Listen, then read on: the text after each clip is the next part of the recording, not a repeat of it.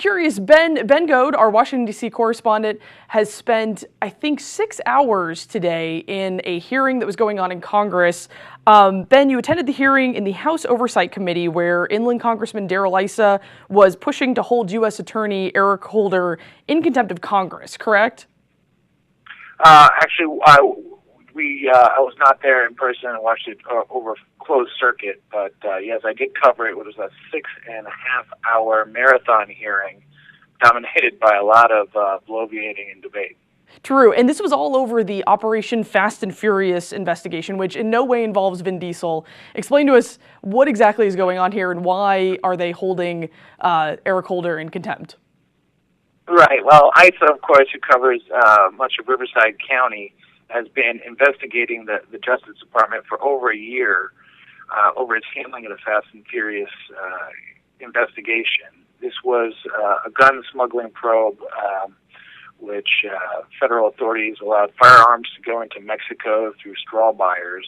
The idea was to track those guns and catch high-level criminals that they went to, but authorities lost track of as many as 2,000 guns. Some wound up in the hands of drug cartels, and 2 of them were found at a scene where a Border Patrol agent, Brian Terry, was killed in 2010, and Terry had a little bit of a local connection. He went to boot camp in Pendleton, right there near Temecula.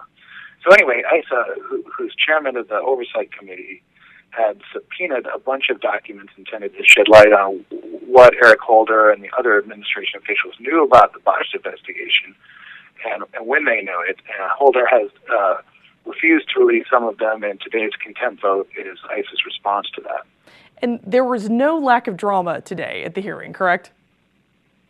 No, there was not. Democrats were calling it a kangaroo court. It was very lively debate.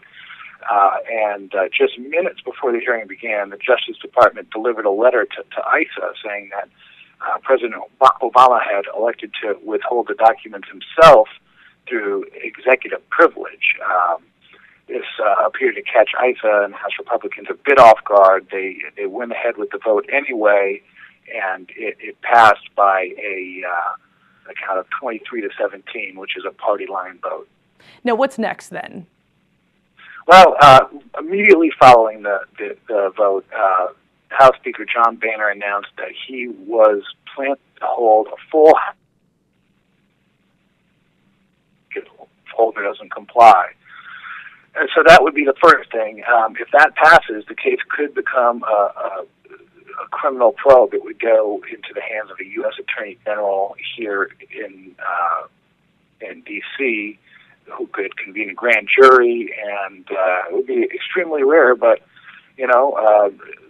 people seem intent on pushing this and getting those documents, so we'll watch and see what happens.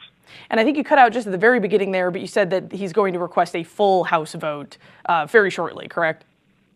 That's right. The full House vote will happen next week if Holder doesn't comply with the subpoena. Okay. Well, Ben, thanks so much for joining us today for all of those updates.